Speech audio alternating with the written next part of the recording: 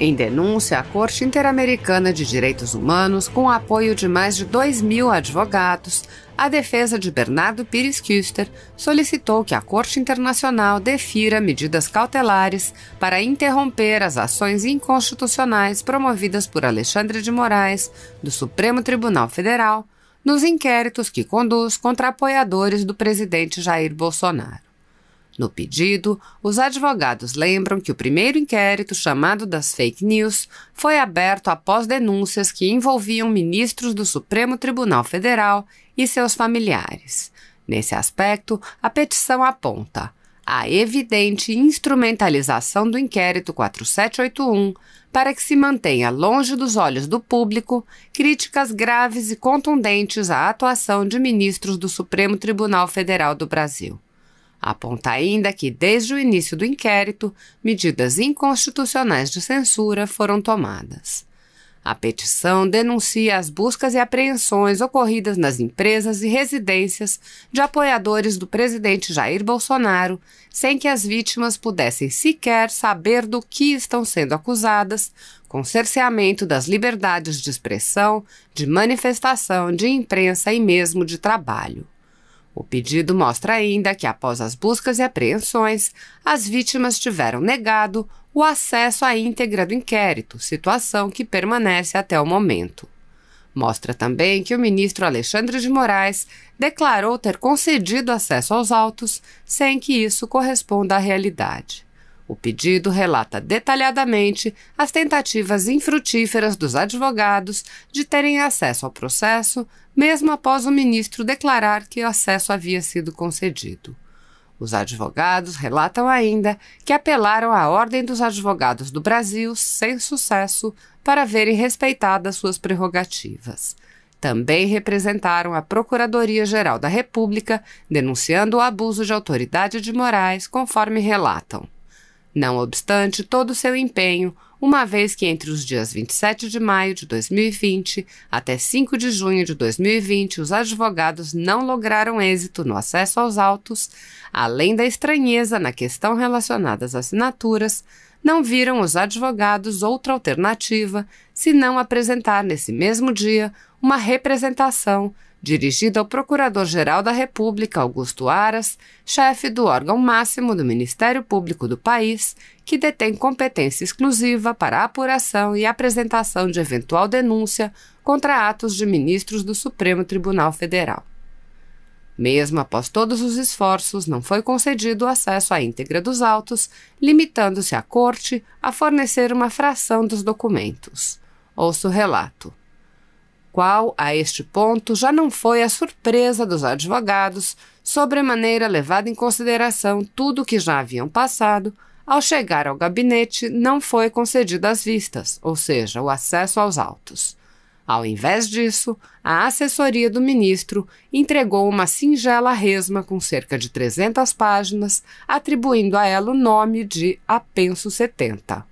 Ou seja, além de não ter vistas dos autos e ter sido entregue apenas algumas parcas folhas, sequer sabe-se se aqueles documentos são de fato o intitulado Apenso 70. Mesmo o sendo, fato é que apenas uma singela parte do inquérito fora concedida aos advogados. E como se não bastasse, após verificar-se o intitulado Apenso 70, notou-se claramente que os documentos entregues são completamente incompreensíveis.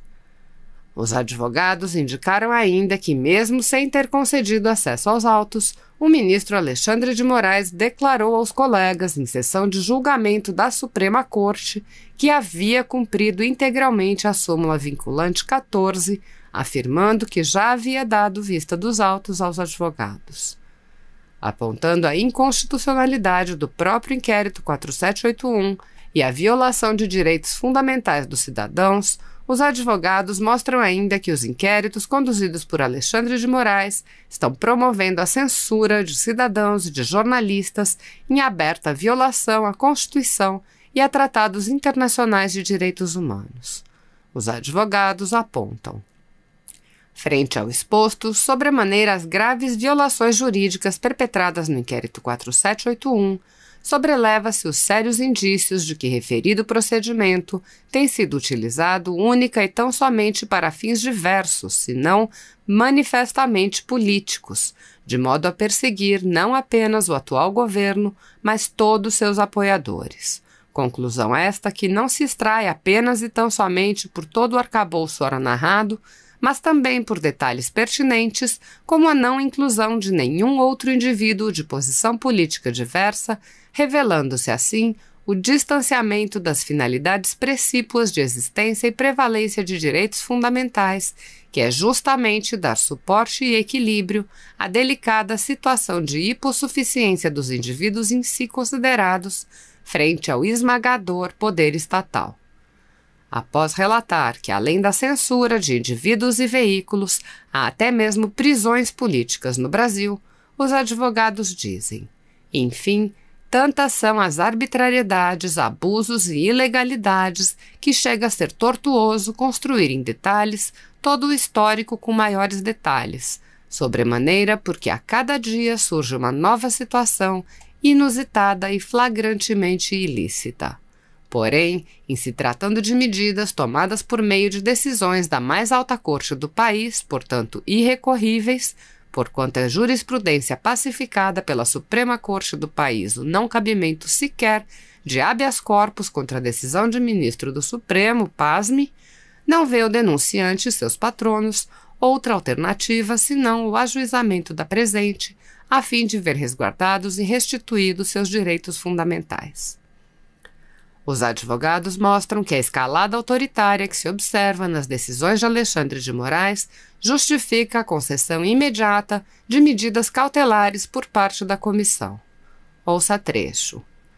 Como se vê, não se trata apenas de mero medo ou temor, mas de um verdadeiro terror praticado contra indivíduos pelo Estado brasileiro, sobremaneira por conta de arbitrariedades cometidas, com a devida vênia, pelo ministro Alexandre de Moraes, impondo-se a indivíduos de jornalistas todos os tipos de abusos e transgressões através de ordens manifestamente arbitrárias, ilegais e inconstitucionais e que violam incontáveis direitos fundamentais básicos e universais, inclusive protegidos por normas internacionais. Não há dúvidas de que o Estado tem não apenas o direito, mas também o dever de investigar eventuais infrações penais, culminando, se necessário, na acusação, no processamento e julgamento futuro da questão. Porém, toda e qualquer medida, ato ou decisão tomada, ainda que para fins meramente investigativos, deve ser feita nos exatos e precisos limites da norma vigente, sobremaneira respeitando os direitos e garantias fundamentais do ser humano, previstos não apenas na Constituição da República Federativa do Brasil de 1988, como também na Convenção Americana de Direitos Humanos, observado ainda o disposto nos limites impostos pelos Código Penal e de Processo Penal brasileiros. Contudo, a escalada de autoritarismo e violações continua, chegando a tal ponto que não se duvida que outras medidas ainda mais gravosas venham a ocorrer já nos próximos dias. Com efeito, diante deste arcabouço de situações que já violam e continuam violando direitos fundamentais e que, ao que tudo indica, hão de surgir ainda mais abusos e arbitrariedades que podem colocar em risco não apenas a liberdade, mas também a própria vida de indivíduos, é fundamental que sejam concedidas medidas cautelares por esta insigne corte. Ouça os pedidos feitos pelos advogados à Comissão Interamericana de Direitos Humanos. Nos termos do artigo 25 do Regulamento da Comissão Interamericana de Direitos Humanos, cumulado com o artigo 25 da Convenção Americana de Direitos Humanos, requer-se, em caráter liminar e cautelar inaudita altera pars, seja recomendado ao Estado brasileiro, precisamente na figura do Supremo Tribunal Federal, que 1. Seja imediatamente deferido o acesso e vista integral do inquérito 4781, que tramita perante o Supremo Tribunal Federal a todos os advogados devida e regularmente constituídos dos investigados, permitindo-se ainda a extração de cópias e tomada de apontamentos que se fizerem necessários, pelo tempo que for necessário, independentemente de qualquer condicionamento ou agendamento prévio. 2. a imediata suspensão do trâmite do inquérito 4781, que tramita perante o Supremo Tribunal Federal, enquanto se analisam a admissibilidade e subsequente teor da presente denúncia.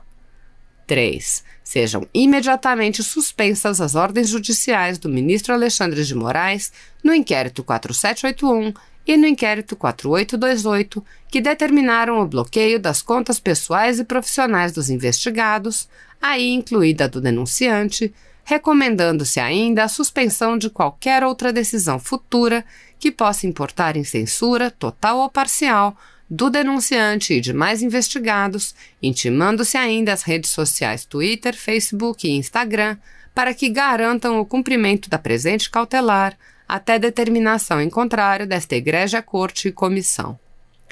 4. Sejam imediatamente suspensas as ordens judiciais do ministro Alexandre de Moraes no inquérito 4781 e no inquérito 4828, que determinaram a supressão ou limitação total ou parcial do direito de ir e vir, ou de quaisquer outras medidas restritivas de direito de quaisquer dos investigados, recomendando-se ainda a suspensão de qualquer outra decisão futura que possa vir a suprimir ou limitar, total ou parcialmente, o direito de ir e vir, ou de quaisquer outras medidas restritivas de direitos de qualquer dos investigados, aí incluído o denunciante, até o trânsito em julgado da sentença ou acórdão condenatório, caso haja, excetuadas as medidas extremas de prisão preventiva, desde que observados estritamente os limites da legislação penal brasileira vigente. Nos termos do artigo 48, inciso 1, a linha A da Convenção Americana de Direitos Humanos, requer ainda a notificação do Estado-membro na figura do Supremo Tribunal Federal para que, observado o prazo razoável, porém não extensivo, a ser fixado por esta comissão, dada a urgência e gravidade do caso, sob as penas do artigo 38 do regulamento, preste esclarecimentos, bem como acate imediatamente, ao recebimento da intimação da presente, as recomendações cautelares objetos da presente. Após notificado, em havendo inércia ou negativa de resposta por parte do Supremo Tribunal Federal, de cumprimento das recomendações contidas no relatório aprovado, de acordo com o artigo 50 do Regulamento da Comissão Interamericana de Direitos Humanos, requer-se, nos termos do artigo 45 do mesmo regulamento, seja presente imediatamente remetida à Corte Interamericana para que sejam tomadas as medidas judiciais cabíveis. Requer ainda seja designada comissão interna para que seja procedida investigação in loco prevista no artigo 39, para que sejam melhor apuradas todas as infrações ora denunciadas.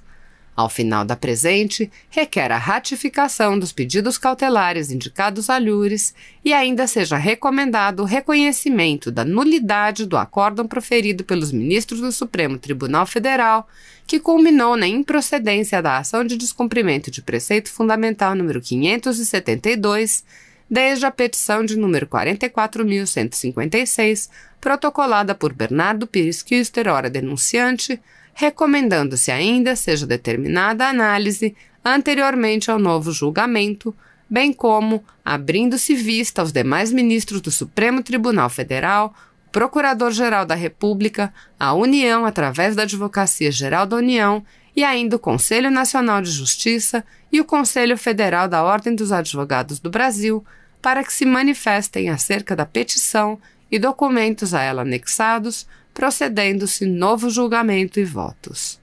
No julgamento da ação indicada no item acima, seja recomendado o reconhecimento da inconstitucionalidade da Portaria GP 69 de 2019, que instaurou o inquérito 4781, reconhecendo-se a nulidade incólume do procedimento, bem como recomendando-se ainda a reforma ou reconhecimento de inconstitucionalidade por extensão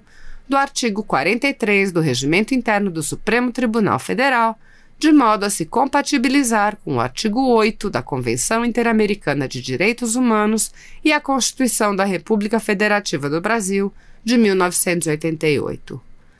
Após recebida e regularmente processada, ao final seja declarada a responsabilidade internacional do Estado brasileiro na figura do Supremo Tribunal Federal pela violação do disposto nos artigos 1º, item 1, artigo 8º, artigo 13, artigo 23, item 1, item A, o artigo 25, item 1 da Convenção Interamericana de Direitos Humanos, o Pacto de São José da Costa Rica, da Declaração dos Princípios de Liberdade de Expressão,